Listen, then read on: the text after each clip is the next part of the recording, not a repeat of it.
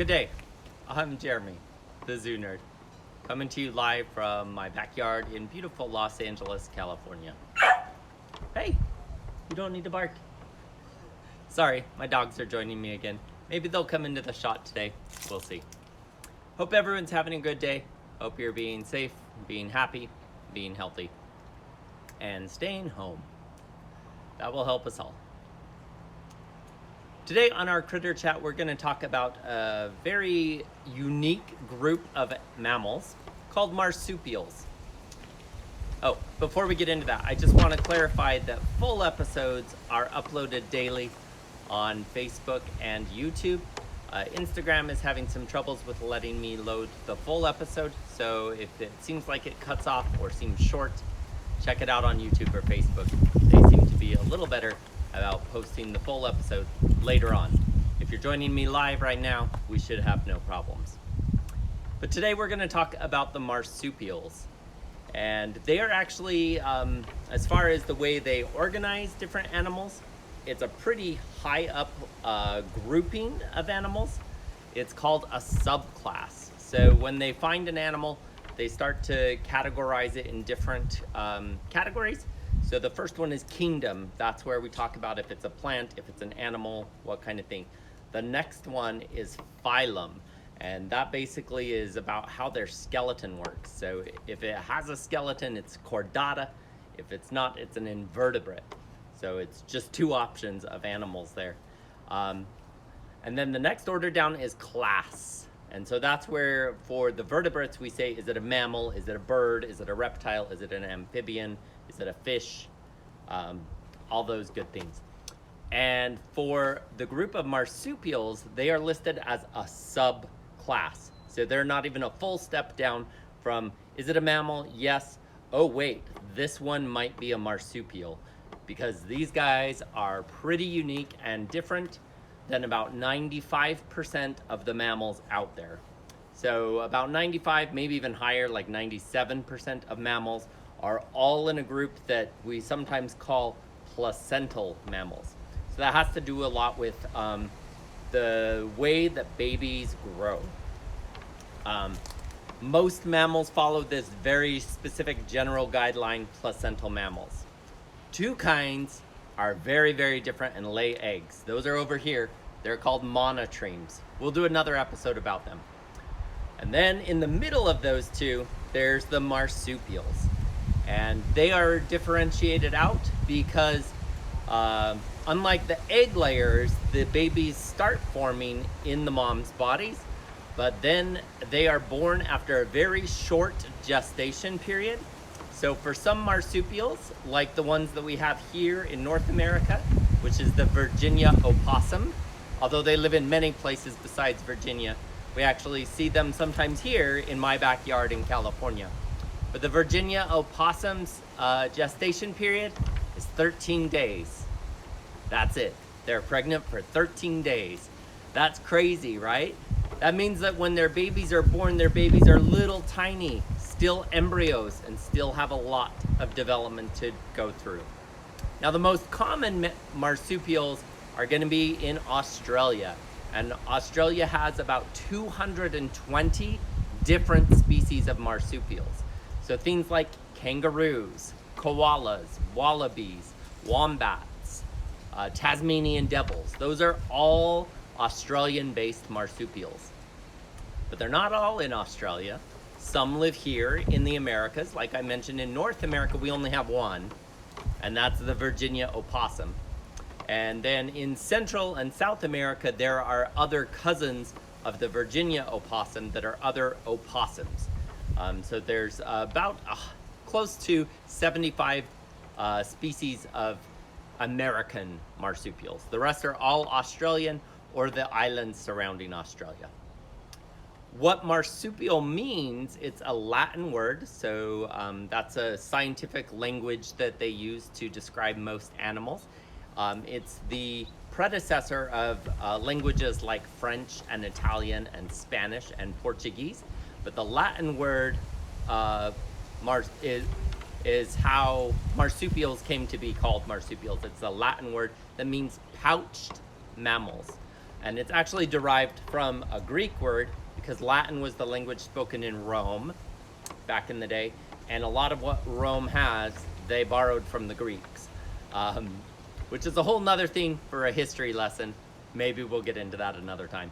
But the Greek word that marsupials is based on means purse.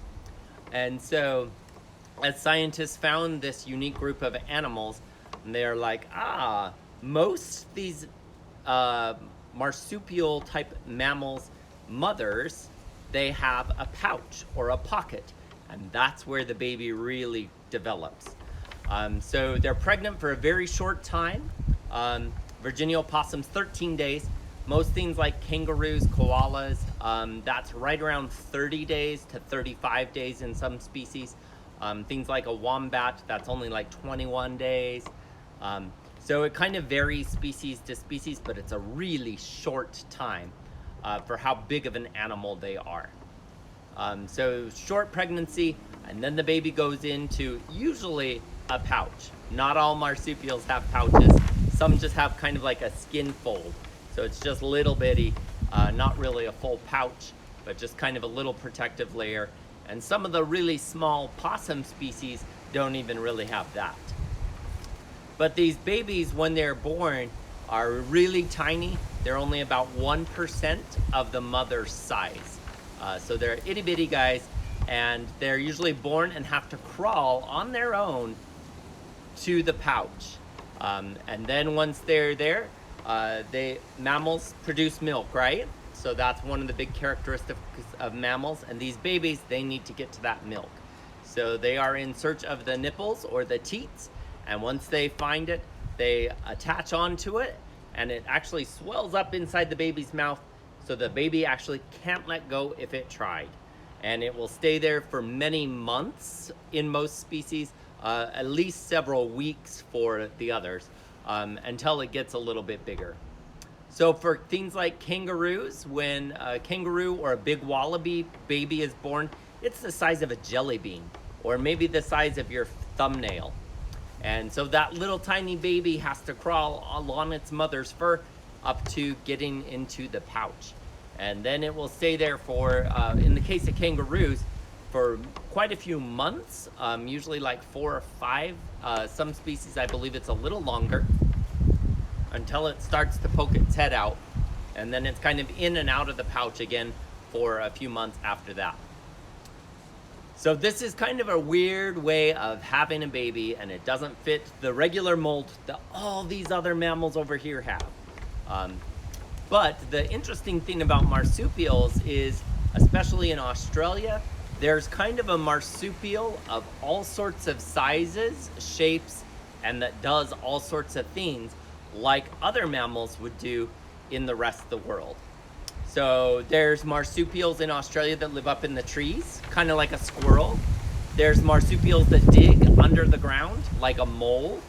There's marsupials that kind of hop around on the ground, like a little bunny or a rabbit. And there's marsupials that eat other animals, that are little predators. So they're usually like cat or small dog sized, but that's something like the Tasmanian devil. Which I'll be putting up some information specifically about them later on. But with all these different marsupials, they kind of fulfill different niches in their ecosystem. And some of those are comparable to what other animals in the rest of the world would be doing. And in a lot of those cases, they're kind of about that same size, and sometimes the same shape, and sometimes function a very same way. And this is called convergent evolution. What that means is 2 different kinds of animals evolved in different places, and they're unrelated to each other, and they both grew up to kind of do the same thing in different environments. A really good example of that is a kangaroo. Kangaroos usually eat grass or the leaves off of small bushes and trees. And here in America, we have animals that kind of do that same thing. Those animals that mostly do that here are deer. And in Africa, they have other animals that do that, and most of those animals are antelope. And so all 3 of those kind of fulfill that same niche or niche in their ecosystem, being a grazer or a browser, eating the grass and the bushes and they're kind of the big herbivore in that area. Now, the crazy thing with marsupials is that not that long ago, maybe 10,000, which historically that's not that long, 10,000 to 15,000 years ago, there were giant marsupials as well. So there was a wombat relative that was the size of a small elephant. And there were kangaroo relatives that were the size of rhinoceroses. And so those kind of disappeared from many parts of the world a long time ago, before people were writing down or describing things. But we found their bones, and that's how we know they existed. But so to talk about some of these different kinds of marsupials and some generalistic things that they all kind of share. Most marsupials have really good sense of smell and really good sense of hearing, but they're kind of lacking in the other things. So they don't really rely a lot on vocalizations or communications with each other. In fact, most aren't even that social. So kangaroos kind of hang out in a group. They call that a mob, but they don't really have really strong relationships to the other animals in their group. They may even be related. It might be a mom and an aunt and some cousins and some brothers and sisters. They may all live together for most of their life in the same mob. But if one goes away, they don't spend a lot of time wondering where that one went. They don't try to necessarily defend that one if there's a predator around. They don't necessarily follow that one if it goes one way for food or water while the others want to go a different way. So they don't really have strong social structures, and most marsupials live solitary or alone for a good portion of their lives. And they would come together for breeding or a mom with their babies. That's about it. For marsupials too, compared weight-wise with other animals, their brains are actually a little bit smaller than most other animals their same weight, which is why scientists say that maybe they're not as smart as some of the other animals, and they're a little more primitive in how they function. So they have some good instincts, but communication isn't very important to them. They don't necessarily have the best of vision, but they do have a really good sense of smell. And one of the animals that has an amazing sense of smell is the koala. And I've been able to see that in action. In a zoo setting, koalas will carefully smell the branches next to them. So they will actually pull the branch down and smell it for a really long time before they take a bite. And that's how they know if it's the good leaf that has what they need. And they're very picky eaters about the eucalyptus, which is the only kind of thing they eat. They eat the leaves off eucalyptus trees. Now that may sound a bit limiting, but there are hundreds of species of eucalyptus. Although koalas don't eat all of them, they have kind of their preferred, usually 10 to 15, maybe 20 species that each individual animal has a preference for eating. But they are picky eaters, and they like their certain kind, and it has to have just the right amount of moisture and has to be kind of a newer leaf. It can't be an old leaf, and they're pretty picky about that. All right, so those are some general things about the marsupials. Good sense of smell, good sense of hearing, not very social, not very good at communicating. So we're gonna talk a little bit about some of the different groups of marsupials, and I'm gonna do future episodes about some of these in more specific detail. I was really blown away by how many different kinds of marsupials are out there.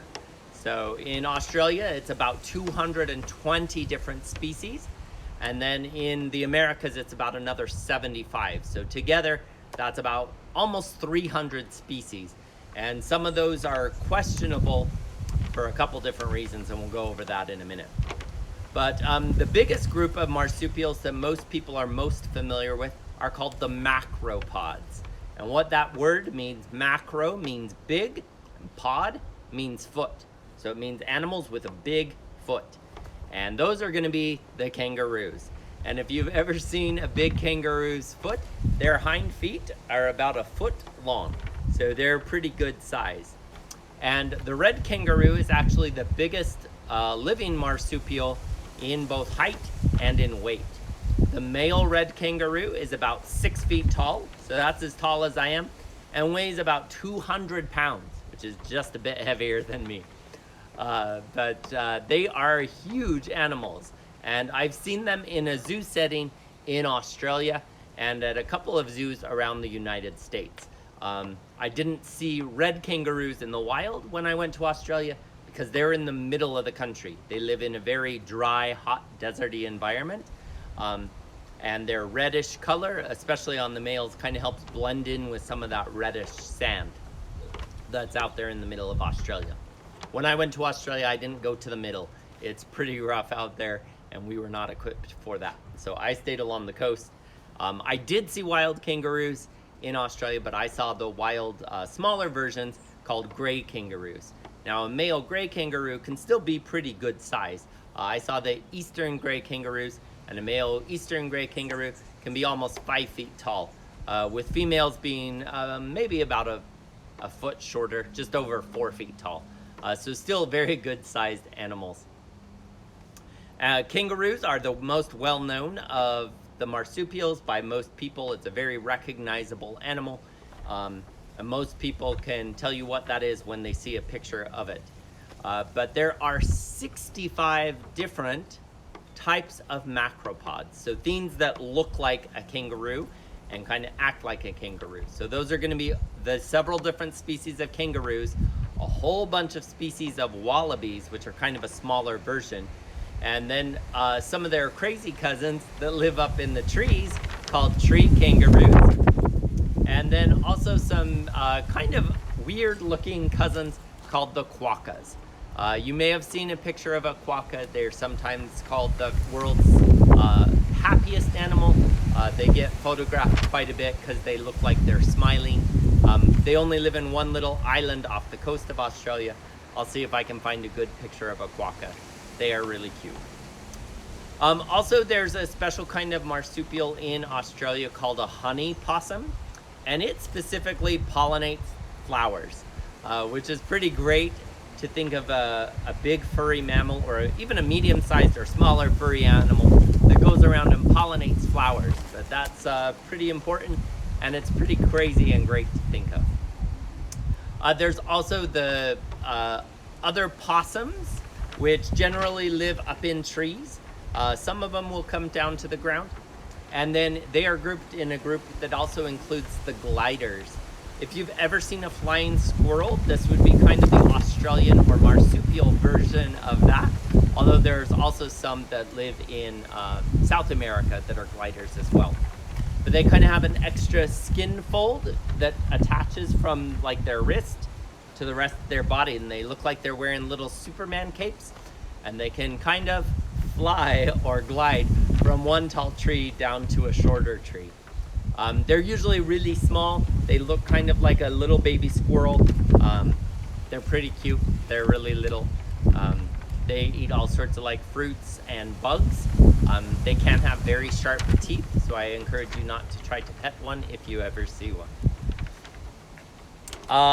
Next, there's some little guys that kind of are closely related to the macropods or the kangaroos and wallabies, but they're just little tiny like this. They're called batons and potaroos. I have worked with batons in a zoo setting, and they're really kind of cute. They hop like a kangaroo, but they're only this big, which is super cute. One of the other most common or most well-known of the marsupials are the koalas. They're really unique in that there's not another animal super close related to them. They only eat the eucalyptus trees. They live up in trees and spend about 95% of their time in a tree. They also spend about 85% of their time asleep. So they're pretty great. I have had the opportunity to work with koalas, and they're amazing. They're not the smartest of animals, but they are really cute and fun to work with. Now, like I said, they are picky eaters, only eating the leaves of eucalyptus trees. But with that comes kind of an added benefit, and it was something I always enjoyed as a zookeeper. Koala poop smells great.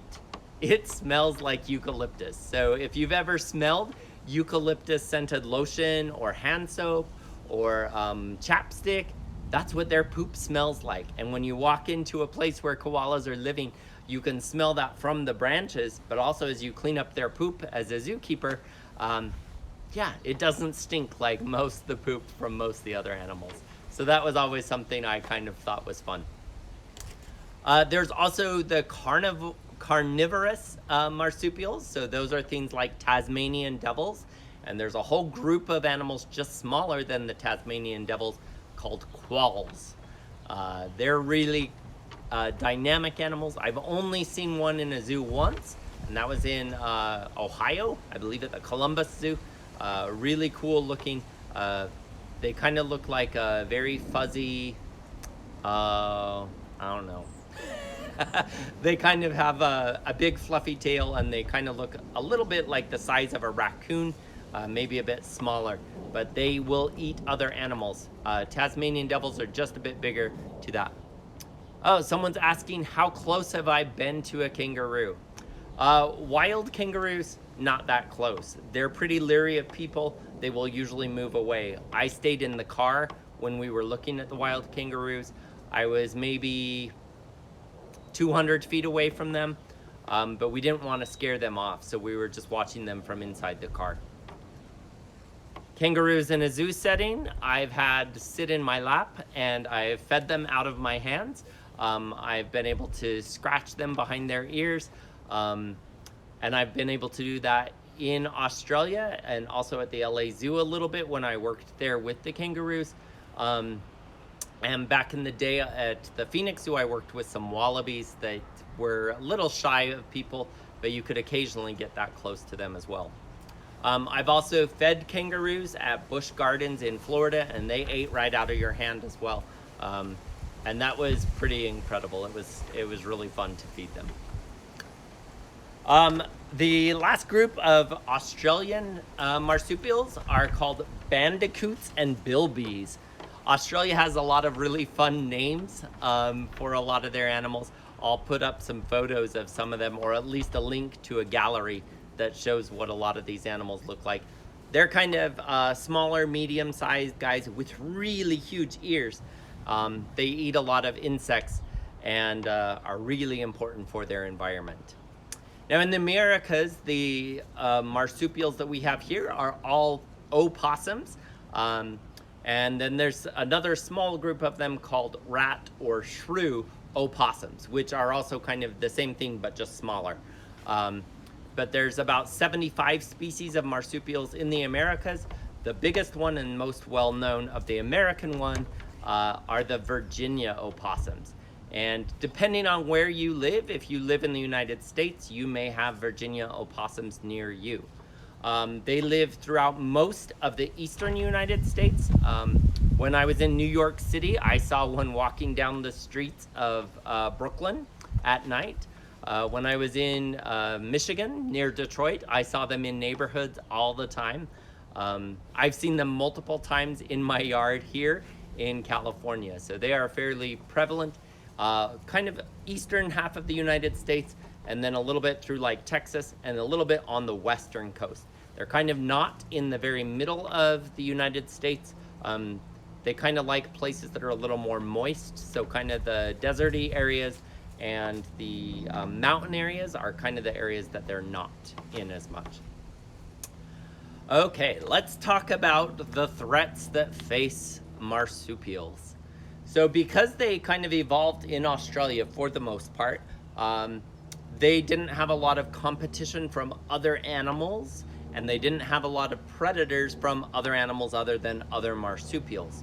So when the Europeans came, specifically the British, in the 1800s, and they started to colonize Australia, they brought some other animals with them. So some of those first ones were things like dogs and cats, and the native wild population of especially the little guys in Australia didn't know how to survive against dogs and cats. And so several species of native marsupials were wiped out pretty quick with those. As more and more Europeans started moving to Australia, they brought with them things like sheep or goats and sometimes cows. And those animals would also eat all the plants that were around and would sometimes out-compete for food some of the other marsupials. And so there's actually a couple of kangaroo species that went extinct in the mid-1800s because people brought other animals into that environment. And one of the biggest problems that they brought with them is that traditionally in Britain, they loved to go fox hunting. And they would release a fox and they would chase the fox with dogs and ride on horses through the countryside. And it was a very leisure activity by rich people in Great Britain, especially in the 1800s, 1900s, and somewhat beyond that. But they brought foxes to Australia. And foxes are good-sized predators. They're the same size as like a small dog, but they're sharp teeth, they're fast, they can dig, some foxes can climb, and that brought a lot of problems to a lot of different marsupials. And so several species were known to science that are now extinct, and there are several species that are still very, very rare and critically endangered because of these invasive species. There was one type of bilby that I was reading about that they haven't seen in the wild since the 1920s. They think it may still be around because they see tracks and poop that could be from it on occasion, but they haven't actually seen one or photographed one for almost 100 years. So it is possible that that animal is also extinct. So there are some places that are doing some really great work. When I was in Australia, I was amazed at the detailed lengths that they went to protect their native wildlife. As I drove up the coastline, I drove from Sydney up to Brisbane, which is a pretty good drive. That takes about 10 hours in a car. Along that road, every so often we would see a little bridge that connected the forest up in the air. And it was used by animals that live in trees, so they didn't have to come down and cross the road. They could go on this bridge that was made by people to help them safely cross from tree to tree. So that would be anything like the koalas or any of the possums or any of the other tree-dwelling animals could use those little bridges. That way they weren't getting hit by cars. There's also an organization called the Australian Wildlife Conservancy. They are our special shout out today. They do a lot of really great work to protect some of these very endangered animals. And one of the best things that they found that they can do is if they put up big fences around places where they know that animal lives, and they make sure there's no predators in there, that animal can thrive in that setting. Now that may sound like they're just putting them in a cage or whatever, but it's actually much, much bigger. These are fences that go for miles and miles and miles in many directions. In fact, Australia in the early 1900s built a fence from the top of the continent down to the bottom of the continent. It's called the Great Dingo Fence.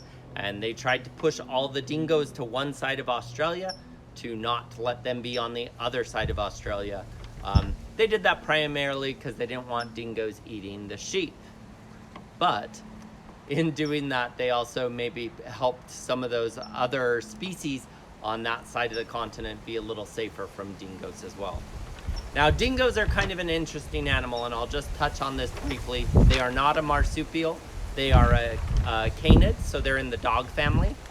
And they are not native to Australia, but they've been there for about 10,000 years. And they came down from, they are closely related to a wild dog species in the Southeast Asia called a dhole, D-H-O-L-E. And the dingoes are kind of genetically very close to that animal.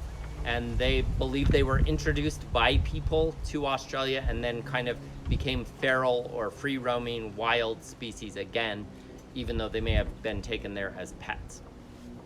But dingoes definitely took a toll on some of those wild animals as well.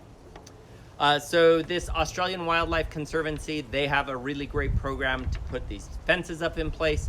They also do a lot of fundraising to help protect some of these animals, and they work with local rehab places.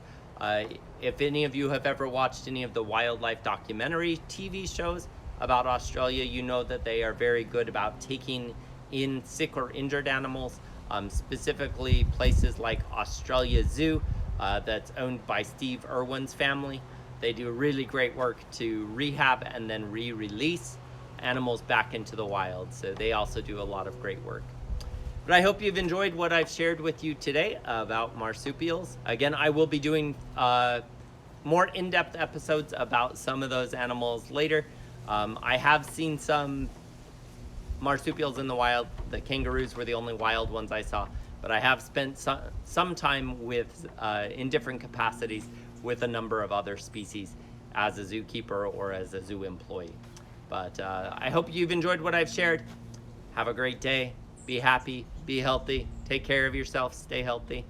And feel free to like, follow, subscribe, and share. Full episodes will be uploaded later today on YouTube and Facebook.